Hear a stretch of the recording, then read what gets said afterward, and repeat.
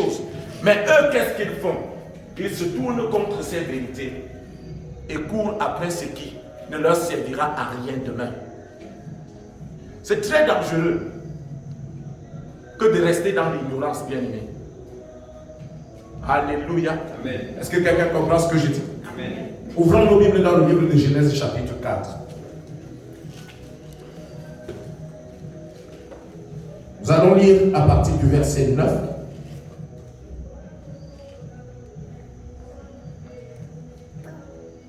Jusqu'au verset 14.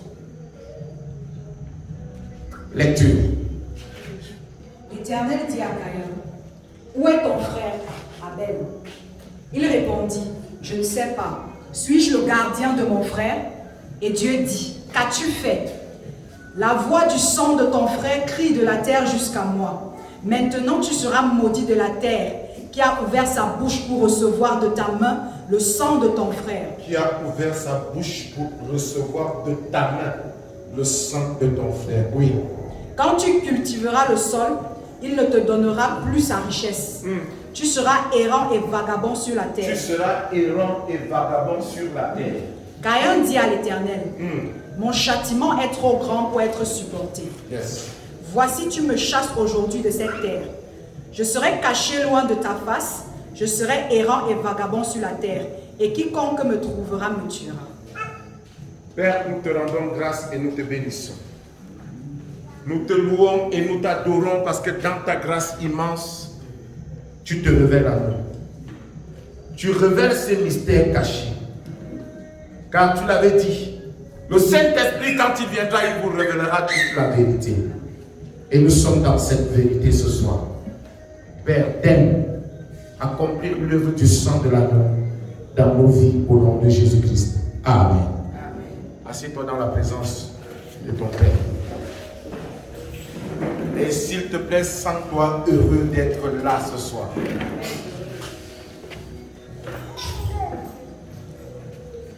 Je répète, sens-toi heureux d'être là ce soir. Parce que Dieu va accomplir quelque chose de merveilleux dans nos vies. Amen. Alléluia. Amen. Alléluia. Amen. Alors, le texte que nous venons de lire est révélateur. Je l'ai lu et relu et relu et relu, mais je n'avais pas souvent compris ce que Dieu voulait me dire. Toute la révélation de la puissance du sang se trouve dans ce verset. Toute la révélation de l'œuvre de la croix se trouve dans ce verset. Le pourquoi la croix se trouve dans ce verset. Le pourquoi la résurrection de Christ se trouve dans ce verset. Le sang a commencé à révéler sa puissance. Le sang a commencé à révéler ses effets sur les hommes à partir de cet acte qu'avait commis Caïn. La question est simple. Pourquoi? Qu'est-ce qui donne un si grand pouvoir au sang? Aussi simple que ça, lorsque nous entrons dans le livre de Genèse 4 au verset 10, nous nous rendons compte que Dieu dit à Noé, tu ne devras pas manger l'animal avec son sang parce que la vie se trouve dans le sang. Tu ne devras pas manger l'animal avec son sang parce que la vie, l'âme se trouve dans le sang. Et je ne voudrais pas que tu manges l'âme. Et on se poserait la question de savoir pourquoi cette interdiction. Alors nous allons comprendre cela tout ce soir. Amen. Amen. Écoutez-moi bien aimé. Le diable, lorsqu'il a réussi à avoir Ève, n'avait pas la terre. Jusqu'à ce niveau, Dieu parlait encore avec les hommes. Alléluia. Est-ce que quelqu'un est avec moi? Dieu communiquait encore avec les hommes. Quand tu vas bien comprendre ceci, quelques minutes de prière suffisent pour que les choses se passent dans le spirituel en ce qui te concerne. Il communiquait très bien avec Adam et Ève. Il communiquait très bien avec Caïn et Abel. La communication était encore fluide. Et le diable était mécontent. Pourquoi? Parce qu'il ne pouvait pas posséder cela pendant longtemps. Alors pour pouvoir posséder cela pendant longtemps, il fallait quelque chose de très important. C'était quoi? Le sang. Il fallait absolument que le diable se bâtisse un autel sur la terre qui lui donnait tout droit légal sur la terre. Or, à lui seul, il ne pouvait pas faire cela. Il ne pouvait pas bâtir l'autel par lui-même, non. C'est pour cela que Dieu ne peut pas se faire un autel sur la terre. Il faut des hommes pour faire l'autel sur la terre. Et il avait besoin d'un homme qui devait lui bâtir un autel. Et nous savons qu'un autel n'a de la valeur que si le sang a coulé dessus. Est-ce que quelqu'un comprend ce que je dis? Alléluia. Or, Dieu avait donné le pouvoir à l'homme de pouvoir s'aimer sur la terre, cultiver la terre, posséder la terre. Est-ce que quelqu'un comprend ce que je dis? Dieu dit à l'homme quoi? Tu domineras, tu assujettiras la terre. La terre donc devient soumise à l'homme. Et ainsi donc, l'homme seul a le droit de mettre dans la terre ce qu'il veut et de retirer ce qu'il veut. Amen.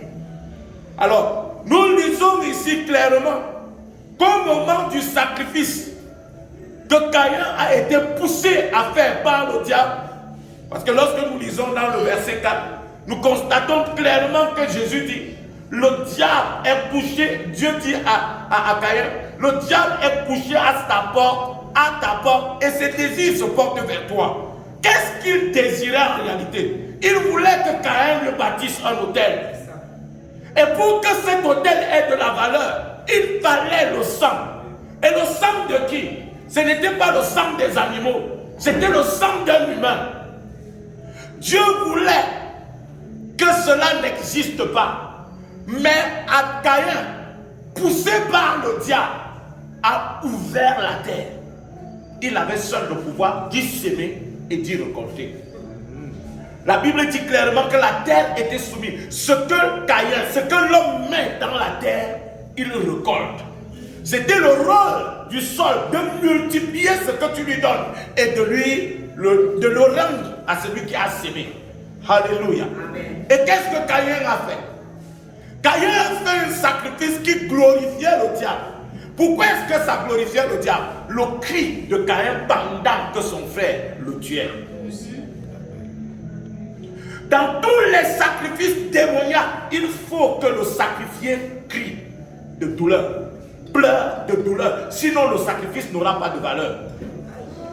Et la Bible déclare que la voix de Caïn criait encore. Nous constatons que quand la terre a ouvert ses mains pour recevoir des mains de Caïn le sang d'Abel, le sang d'Abel continuait de parler. Le sang d'Abel continuait de crier. Et cela s'est produit. Et quand cela s'est produit, Dieu s'est retrouvé obligé de s'éloigner de la terre. La Bible dit qu'après ça, Dieu ne parlait plus aux hommes. Dieu a fini de donner ses instructions à Caïn et il est parti. Parce que c'était une horreur. La terre maintenant appartenait au diable. Un sacrifice lui a été donné par l'homme pour lui consacrer la terre. Est-ce que quelqu'un comprend ce que dit? Et lorsque cet acte a été posé, écoutons la suite. Dieu vient et dit, Caïn, tu viens de faire quelque chose de monstrueux, de désastreux. Désormais, lisez la suite. Il dit, désormais, quelqu'un peut me lire cela. Il dit, désormais, verset 11. Maintenant, tu seras maudit de la terre qui a ouvert sa bouche pour recevoir de ta main le sang de ton frère. Amen. Ce n'est pas tout. Maintenant, qu'est-ce qu'il va récolter? Quand tu cultiveras le sol, il ne te donnera plus ses richesses. Tu seras comment? Errant et sur la terre. Voilà pourquoi les hommes ne sont jamais sur place. Les hommes ne sont jamais rassasiés. Ils bougent comme des singes. Ils ne sont jamais stables. Ils ne sont jamais satisfaits. Ils montent, ils descendent. Il a besoin d'une chaussure, tu leur donnes une chaussure, il en a besoin de deux. Après, ainsi de suite. Et il devient errant. Partout où il arrive, il est insatisfait. Il doit partir de là pour aller ailleurs. Alléluia. Amen. Cela arrive même aux hommes riches. Pourquoi? Tourmenté par ces choses. Ce pouvoir est implémenté dans la terre et commence à agir sur les hommes. Le diable maintenant, au travers de la terre, au travers de cette semence, donne à l'homme le retour de ce qu'il avait sémé. Oh, est-ce que je m'adresse à quelqu'un? Est-ce que je m'adresse à quelqu'un? C'est ainsi que l'homme a continué d'errer, de souffrir, jusqu'à ce que Dieu trouve une nouvelle stratégie pour pouvoir sauver l'homme. C'était quoi? Bâtir un autre autel où le sang, pas le sang humain, le sang des animaux pouvait lui donner ne serait-ce qu'un petit droit d'accès sur la terre, sur une portion de terre, pour sauver l'homme. C'est pour cela qu'à chaque moment on dit sans effusion de sang, il peut avoir pardon des péchés. Il n'y a pas de salut. Le sang a un pouvoir inimaginable, bien-aimé. Je dis inimaginable. Le diable a continué son système en faisant comment? En entrant dans des familles, demandant à certaines personnes dans des familles pour mémorer, renouveler leur autel, de faire comment? De sacrifier leurs frères. Le système continue, le même système continue pour mieux asseoir sa domination. Si le diable domine le monde aujourd'hui, c'est à partir du sang. Le sang versé. C'est pour ça que la monnaie de change dans le monde des ténèbres, ce n'est pas l'argent, ce n'est pas le bien matériel, c'est le sang. On ne peut conclure une alliance correctement qu'avec le sang. Et nous avons dans nos familles des hôtels bâtis avec le sang. On en connaît des sorcières à Équier qui ont livré tous leurs enfants comme sacrifice. Est-ce que je m'adresse à quelqu'un? Amen. Alléluia. Amen. Et le sang continue d'agir dans les familles. Et vous croyez que c'est fini. Voilà pourquoi régulièrement nous allons au village pour renouveler ces hôtels. Alléluia. Le diable est allé au-delà et a commencé à introduire un système que Jésus devait venir introduire après. Remarquez que jusqu'ici, Dieu dit, ne touchez pas au sang, ne mangez pas le sang. Pourquoi? Parce qu'en prenant le sang, l'autel part de la terre pour que toi, homme, tu deviennes un autel vivant. Oh, je ne sais pas si vous comprenez la dimension de ce que je suis en train de dire. Tu deviens un autel. Et quand un autel est vivant, bien aimé, ça devient terrible. C'est pour ça que dans le camp du diable, on boit du sang. Parce que l'autel n'est plus sur la terre, l'autel est déjà dans l'homme. Et c'est pour ça que Jésus dit, vous êtes le temple du Saint-Esprit. Il a décidé de venir vivre en nous. Qu'est-ce qui se passe? Le diable avait vu cela depuis. Et a concrétisé cela avant que Christ ne vienne. Et a voulu que les hommes boivent le sang afin d'être des autels vivants où il va se placer pour contrôler le monde. Supprimons l'effusion de sang des gens innocents. Vous allez vous rendre compte que le diable va perdre son pouvoir et son autorité. Supprimons cela dans les familles. Vous allez voir qu'il va perdre totalement le contrôle. Il va s'affaiblir et va perdre le contrôle. Mais tant qu'il y a des morts, tant qu'il y a des morts dans ta famille par la sorcellerie, bien aimé, le diable continue de s'asseoir. Et tu crois, tu vas dire, mon frère est mort par la sorcellerie et tu vas te moquer. Frère, c'est très dangereux. Ce n'est pas pour rien que même les corps sont disputés. Oui. Oui. Parce qu'à partir de là, on domine toute la famille, on contrôle toute la famille. Le corps a discuté pourquoi? Parce qu'en mangeant le corps, on a mangé en même temps le sang. C'est pour cela que Jésus nous donne le corps et le sang. Est-ce que quelqu'un comprend ce que je dis? Amen. Alléluia. Amen. Si dans ta famille, il y a un seul sorcier qui a donné son corps, qui a donné son sang au diable, toute la famille est sous le contrôle du diable. S'il te plaît, ne viens pas me dire je suis enfant de Dieu. Cela ne peut pas m'atteindre. Mon frère ici me parlait d'un pasteur pentecôtiste qui est mort à cause de ce genre de lien. Il était pasteur. À cause de ce genre de lien.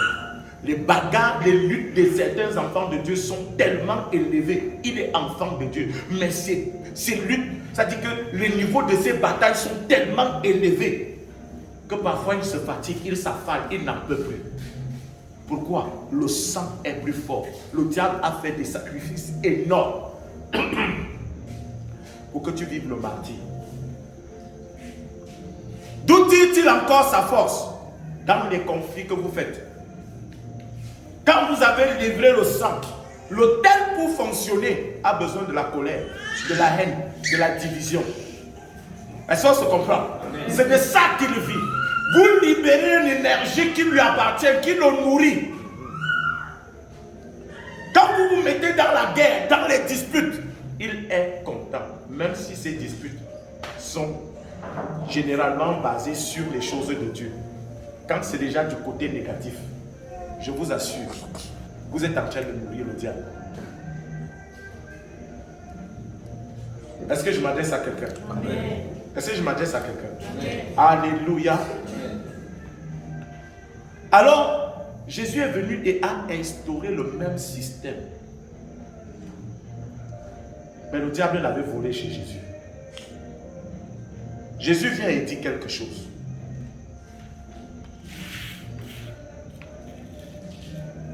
Dans le livre de Jean, chapitre 6.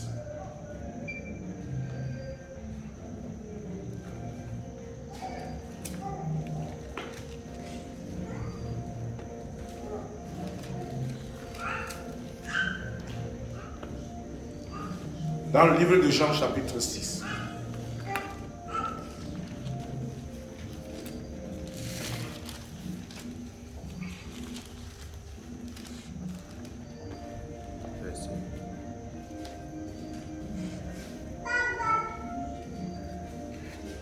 À partir du verset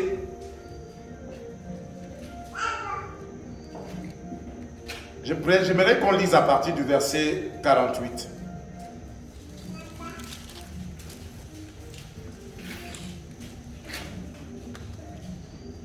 Amen. Je suis le pain de vie. Oui. Vos pères ont mangé la manne dans le désert et ils sont morts. Oui. C'est ici le pain qui descend du ciel. Il dit qu'il est quoi? Le pain de vie. Continue. Afin que celui qui en mange ne meure point. Je suis le pain vivant qui est descendu du ciel. Si quelqu'un mange de ce pain, il vivra éternellement. Et le pain que je donnerai, c'est ma chair, que je donnerai pour la vie du monde. Continue, c'est pas fini ma fille. Là-dessus, les Juifs disputaient entre eux, disant, comment peut-il nous donner sa chair à manger? Jésus leur dit, en vérité, je vous le dis, si vous ne mangez la chair du Fils de l'homme, et si vous ne buvez son sang, vous n'avez point la vie en vous-même. Car celui qui mange ma chair et qui boit mon sang a la vie éternelle, et je le ressusciterai au dernier jour. Car ma chair est vraiment une nourriture, et mon sang est vraiment un breuvage. Celui qui mange ma chair et qui boit mon sang demeure en moi, et je demeure en lui. Comme le Père qui est vivant m'a envoyé, et que je vis par le Père.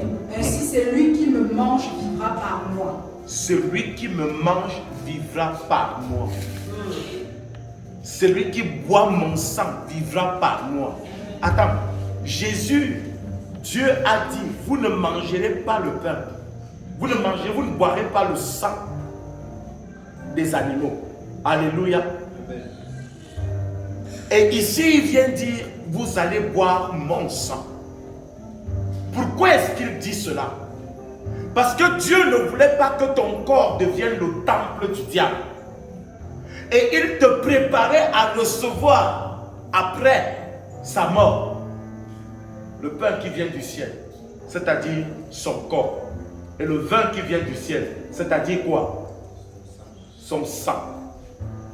Alléluia. Amen. Alléluia. Amen. Et il dit quoi? Celui qui va boire ce sang, vivra par ce sang. Oh, est-ce que quelqu'un comprend ce que je dis? Celui qui va boire ce sang vivra par ce sang. Ça veut dire que si tu ne bois pas ce sang et si tu ne manges pas ce corps, bien aimé, tu vas bagarrer dans ta vie chrétienne. Tu vas bagarrer dans ta vie chrétienne. Autant nous rentrons renouveler les autels au village, autant nous avons besoin de renouveler l'autel de Christ en nous. C'est pour cela qu'il dit, faites cela en mémoire de moi. Alléluia. Oh, est-ce que quelqu'un comprend ce que je dis? Alors cette table-ci n'est pas une table saine. La Bible déclare par David, il dresse une table au-devant de moi en face de mes adversaires. Quelle table pensez-vous que cela soit? C'est la table de la Sainte Seine. Alléluia. Amen. Parce que lorsque nous dressons la table de la Sainte Seine, il se produit quelque chose bien aimé. Ce qui s'est produit le jour où le sang de Jésus-Christ a touché la terre et qu'il a rendu ce cri, le jugement du diable a commencé. Alléluia. Rappelez-vous que je vous ai dit que Abel a poussé un cri. Et là, maintenant, il fallait que Jésus pousse un autre cri. Oh. Et les deux voix devaient avoir confrontation désormais. Alléluia. Il devait avoir confrontation. Alors imagine ce sang en toi, criant vie, comme Jésus l'avait déclaré sur la croix. Je te dis la vérité, les sépulcres de ta vie s'ouvrent. Tout ce qui était enterré ressuscite. Amen. Je dis tout ce qui était enterré ressuscite. Amen. Alléluia. Amen. Parce que cette table-ci nous donne non seulement la vie, mais juge nos adversaires. Yes.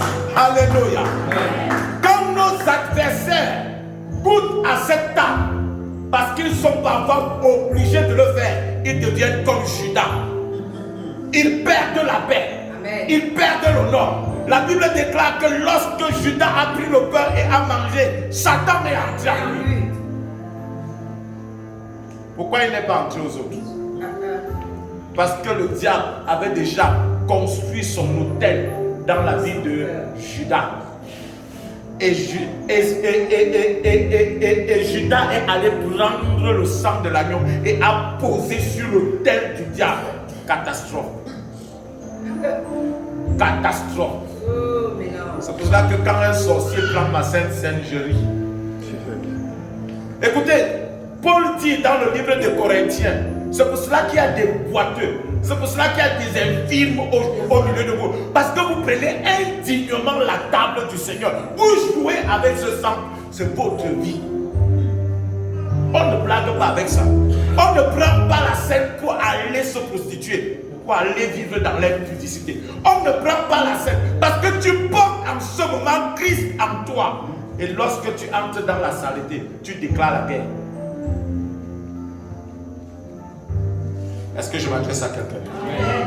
Alléluia. Alléluia. Comment est-ce que ce sang lutte pour nous aujourd'hui? Comment est-ce que nous pouvons parvenir à utiliser ce sang aujourd'hui? Bien-aimé, en l'invoquant. Alléluia. Amen. Lorsque tu te places devant l'autel de l'ennemi et tu invoques le sang de Jésus, le jugement de Judas commence. Immédiatement. Amen. Amen. Est-ce que quelqu'un comprend ce que je dis? Amen. Le jugement qui s'était déposé sur Judas commence sur cet autel. Et parfois même le jugement de Judas est moindre par rapport à ce que Dieu fait. Amen. Amen. J'aimerais qu'on lise un texte. Zacharie.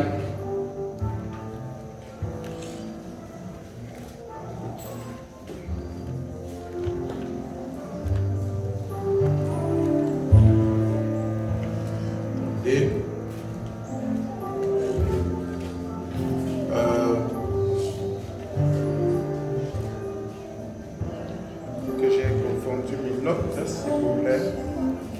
Donne-moi une minute.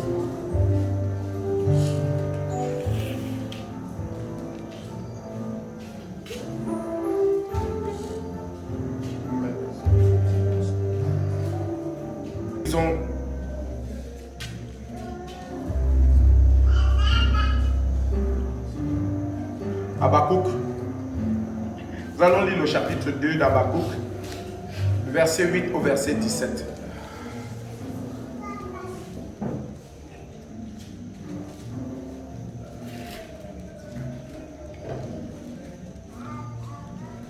Quelqu'un a trouvé? Habakkuk. Chapitre 2 du verset 8 au verset 17.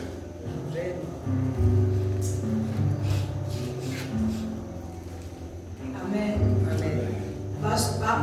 Parce que tu as pillé beaucoup de nations, tout le reste des peuples te pillera. Car tu as répandu le sang des hommes. Tu as commis des violences dans le pays, contre la ville et tous ses habitants. Malheur à celui qui amasse pour sa maison des gains iniques, afin de placer son nid dans un lieu élevé, pour se garantir de la main du malheur. C'est l'opprobre de ta maison que tu as résolu, en détruisant des peuples nombreux, et c'est contre toi-même que tu as péché. Car la pierre crie du milieu de la muraille, et le bois qui lie la charpente lui répond. Malheur à celui qui bâtit une ville avec le sang, qui fonde une ville avec l'iniquité. Voici quand l'Éternel des armées l'a résolu. Jusqu'au verset 17. Les peuples travaillent pour le feu. Les nations se fatiguent en vain. Car la terre sera remplie de la connaissance de la gloire de l'Éternel, comme le fond de la mer, par les eaux qui le couvrent. Malheur à celui qui fait boire son prochain, à toi qui verses ton outre et qui l'enivre afin de voir sa nudité. Tu seras rassasié de honte, plus que de gloire. Bois aussi toi-même et découvre-toi. La coupe de la droite de l'Éternel se tournera vers toi et l'ignominie souillera ta gloire. Car les violences contre le Liban retomberont sur toi et les ravages des bêtes t'effrayeront. Parce que tu as répandu le sang des hommes et commis des violences dans le pays, contre la ville et tous ses habitants. Yes. Alléluia. Écoutez bien, aimés. Le sang versé au Cameroun, dans cette nation, par des hommes qui sont en haut là, c'est aujourd'hui que nous déclarons leur jugement. Amen. Je vais vous dire quelque chose. Écoutez-moi. Peut-être que vous prenez ceci à la légère, mais je vous dis, Jésus avant de mourir avait dit, vous qui tuez les prophètes, qui assassinez ceux qui vous ont été envoyés, sachez-le, leur sang retombera sur votre tête. Est-ce qu'on se comprend bien, aimé? Et vous savez ce qui s'est produit après la mort de Jésus? Hitler est venu. Leur jugement a commencé même quand Jésus était mort. Quand il a poussé le premier cri, la Bible déclare que le voile du temple s'est et que la terre a tremblé et il y avait l'obscurité partout sur la terre. Le jugement avait commencé. Et crois-moi, lorsque tu invoques le sang de Jésus, c'est exactement ce qui se reproduit. C'est pour cela que quand on renouvelle un hôtel, bien aimé, les effets, si c'est des effets négatifs, sont désastreux. Alléluia. Est-ce que je m'adresse à quelqu'un? Et si donc, nous appelons notre Dieu et nous invoquons le sang de Jésus comme jugement sur tous ceux qui ont versé le sang dans ce pays. Je me rappelle, je suis venu ici, et Dieu m'a dit, prie pour tous ceux qui sont en train de verser du sang à Biboma. Vous vous rappelez cette période où on tuait les jeunes filles, on prenait le sexe et tout cela. On a prié sérieusement ici. Et la confusion s'est emparée de cet homme. Et il est mort en fuyant le chez lui. C'est-à-dire que les maisons qu'il avait construites, il ne pouvait plus y habiter. Est-ce que quelqu'un comprend ce que je dis?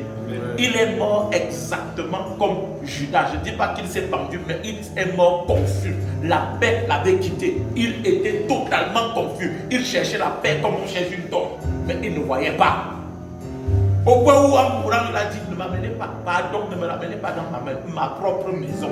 Son corps n'est pas entré dans la maison qu'il avait construite. Et c'est ce qui va se passer sur tous les sacrificateurs du diable qui ont bu le sang. Pour renforcer l'autel du diable au Cameroun. Oh, est-ce que quelqu'un comprend ce que je dis? À partir de ce passage, nous réclamons leur destruction. Parce qu'il est également écrit, nos ennemis boiront leur propre sang et ils mangeront leur propre chair. Amen. Quand tu invoques le sang de Jésus, le jugement contre le royaume du monde des ténèbres est prononcé. Alléluia. Alléluia. Est-ce que quelqu'un est avec moi? Alléluia. Jésus a versé son sang sur la terre pour nous délivrer de ses malheurs. Quiconque invoque ce nom, quiconque invoque ce sang est délivré de ses adversaires. Amen. Amen. Amen. Amen. Le sang que Caïn avait versé est annulé par le pouvoir du sang de Jésus.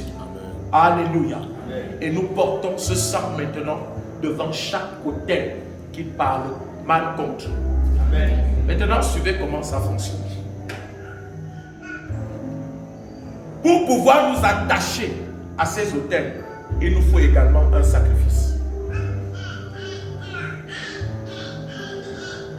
Un sacrifice qui, ici,